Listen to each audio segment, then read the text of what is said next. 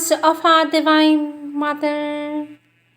Our Divine Mother says, Lord, this morning Thou hast given me the assurance that Thou would stay with us until Thy work is achieved, not only as a consciousness which guides and illumines, but also as a dynamic presence in action. In unmistakable terms, Thou hast promised that all of Thyself would remain here and not leave the earth atmosphere until earth is transformed. Grant that we may be worthy of this marvelous presence, and that henceforth everything in us be concentrated on the one will to be more and more perfectly consecrated to the fulfillment of Thy sublime word. With my love and blessing, says our Divine Mother.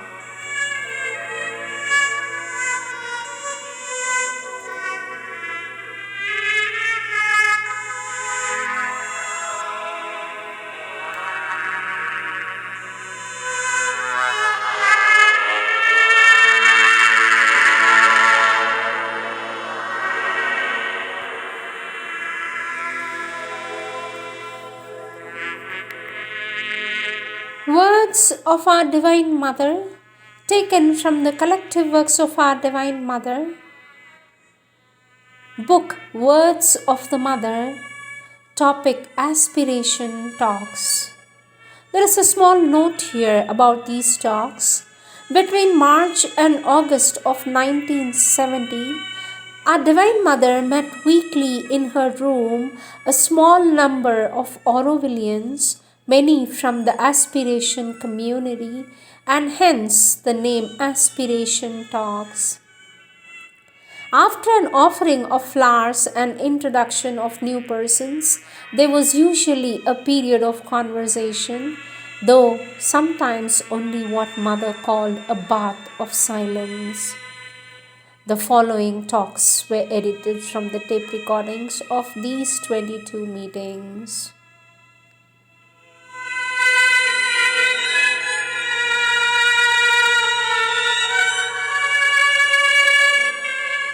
First talk, date 10th March 1970. Question, sweet Mother, we would like to speak to you about work in aspiration. What we would like to know, what we are looking for is the right attitude. Our Divine Mother says, what is the trouble? For this, the Aurovillian says the trouble is. For this, our Divine Mother says, each one pulls in his own direction. Each one pulls in his own direction.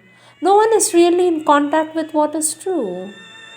And then our Divine Mother says, we have to bear in mind that we are starting from the present state of humanity. So, you must face the difficulties, you must find the solution. For this, the Aurovillian says, but sweet Mother, several solutions are open to us. For instance, on one hand, and then there is a silence. Our Divine Mother says, each man has his own solution, and that is the great difficulty. To be in the truth, each one has his own solution, and yet we must find a way for all these solutions to work together. And then there is a long silence. And then our Divine Mother says, so the framework must be vast, very flexible, and there must be a great goodwill from everyone.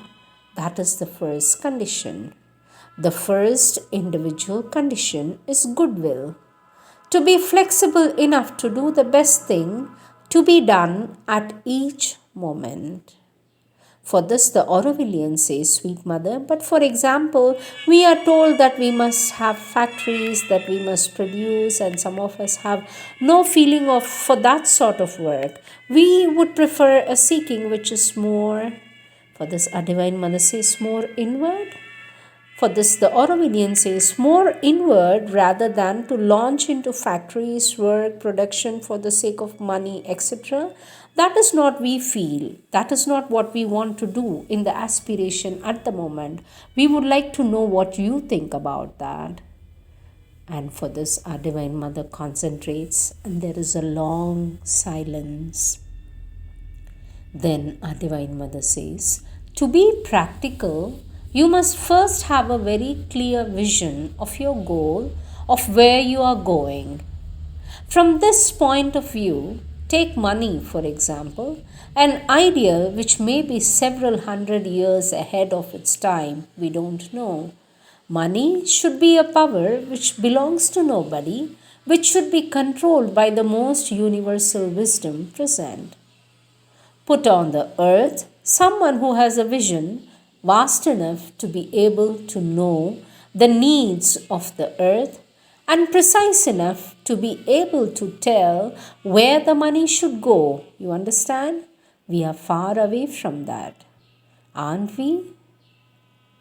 Our Divine Mother says, for the moment, the gentleman still says, this is mine. We are generous. He says, I give it to you. That's not it.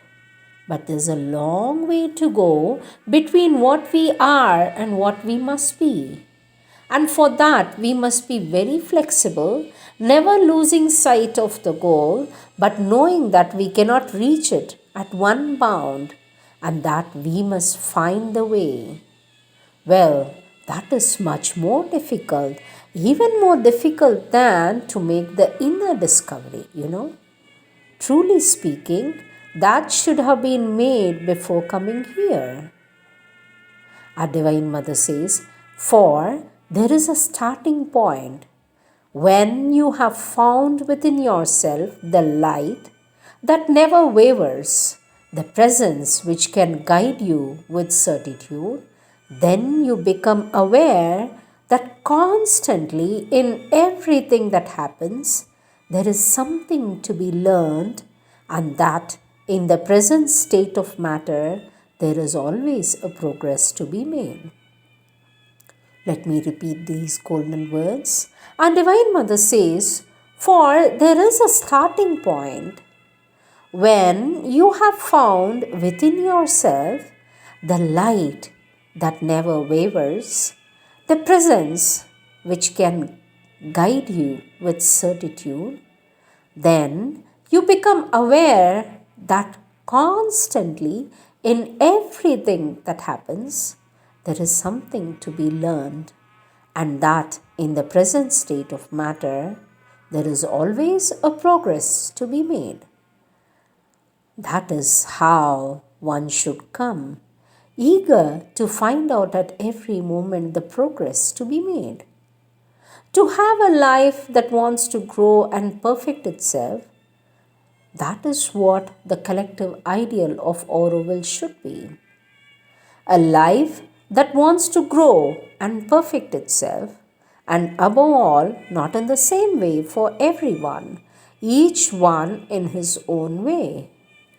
Well, now there are 30 of you. It is difficult, isn't it? When there are 30,000 of you, it will be easier because naturally there will be many more possibilities. You are the pioneers. You have the most difficult task, but I feel it is the most interesting one because you must establish in a concrete and durable and growing way the attitude that is needed to be truly an Aurovillian. To learn every day the lesson that is needed to truly be an Aurovillian. To learn every day the lesson of the day. Each sunrise is an opportunity to make a discovery. So with that state of mind, you find out everyone does. And the body needs activity. If you keep it inactive, it will begin to revolt by becoming sick and so on. It needs an activity. It really needs an activity like planting flowers, building a house, something really material. You must feel it.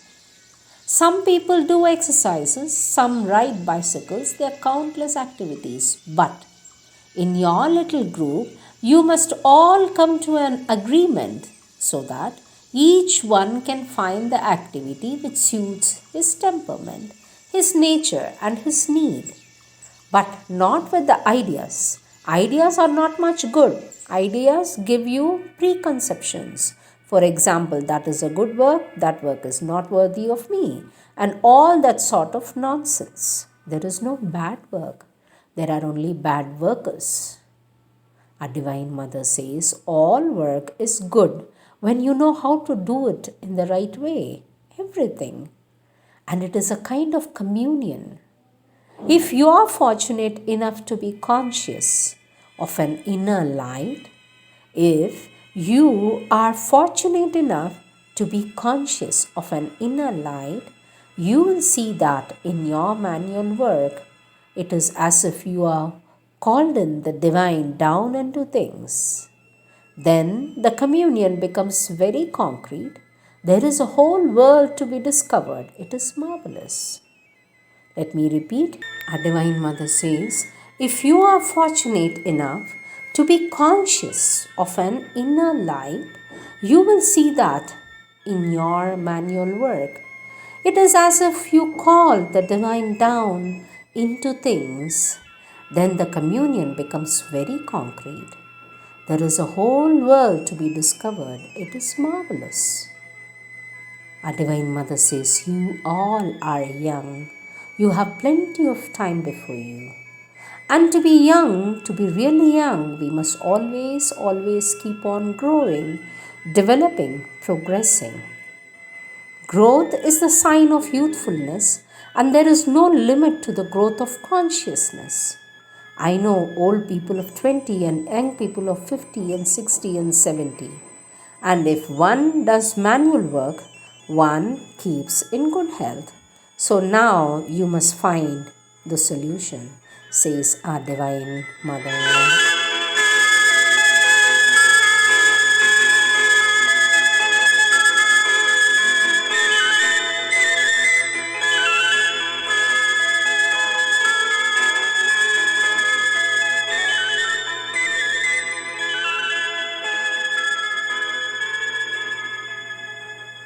Next questions asked on 26th May 1970. One Aurovillian says, Sweet Mother, there have been many reactions about the little booklet that you gave us on religions, about the sentence which says, our search will not be a search by mystic means. For this, our Divine Mother says, they don't know what mystic means are. For this, the Aurovillian says, maybe they don't know, but perhaps what we do not know either is this. Why not by mystic means? I have been asked these questions. For this, our Divine Mother says, by mystic means, I mean the way of those who withdraw from life, like the monks, the people who withdraw into convents, or like sannyasins, those who abandon life to find spiritual life, who make a division between the two and say it is either one or the other. We say that is not true. It is in life and by living life entirely that one can live the spiritual life. Let me repeat. Our Divine Mother says it is in life and by living life entirely that one can live the spiritual life, that one must live the spiritual life. The Supreme Consciousness has to be brought here. From the purely material and physical point of view, man is not the last race. As man came after animal, so another being must come after man. And as there is only one consciousness, it is the same consciousness which, having had the experience of man, will have the experience of a superhuman being. And so, if we go away, if we leave life, if we reject life, then we will never be ready to do that. Our Divine Mother says, but if you have read Sri Aurobindo, you would understand, you would not have asked this question. It is because there is a lack of preparation from the intellectual point of view. You want to know everything without having studied.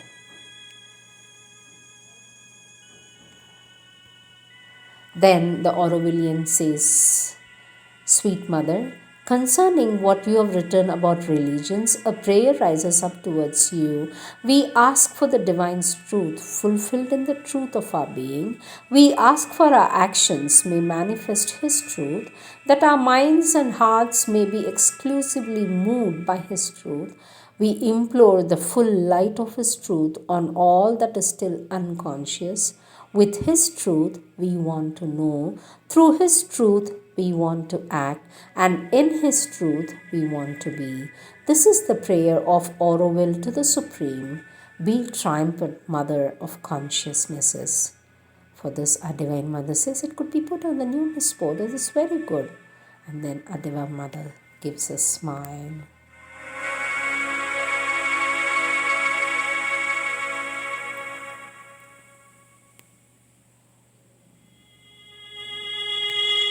Then one of the Aurovillians says, Sweet Mother, it seems very difficult to be able to want to achieve anything like a specific aim at the same time to love everyone.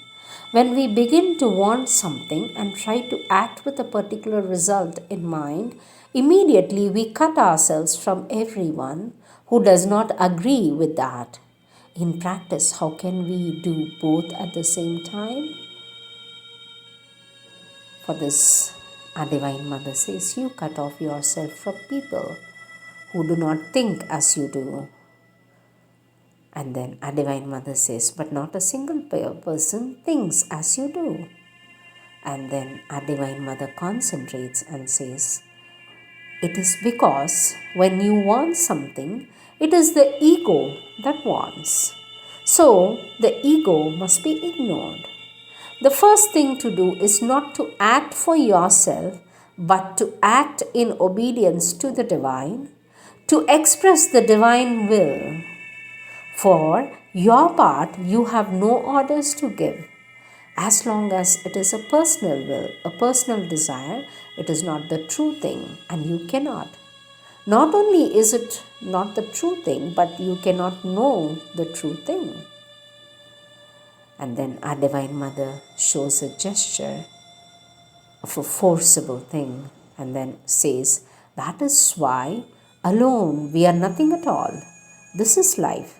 We do not act for ourselves. We do not act from our personal will or from a personal result or for a personal result. We act only by the divine will, for the divine will. So much so that effortlessly, spontaneously, we can feel the greatest tenderness for our physical enemy. When you have felt that, you will understand that is the whole limitation, the whole limitation. Our Divine Mother says, when conflicts arise, they all arise at all the time for all of us. Immediately, it is as if one were drawing back into one's own skin, for that is what happens. Each one draws back inside himself. But the difficulty is that even when one is relatively little personal will, if one is that, but the difficulty is that even when one has relatively little personal will, if the person next to you expresses a personal will, it is exactly, first of all, it creates a reaction, and then if you are more or less in agreement with it, you take this will, you see, and you begin to reflect it all around. So you can see what happens, and that is going on all the time. First one person has a will, then another, and so on, and endlessly. That is happening everywhere. The strongest will prevails. It is worthless, worthless.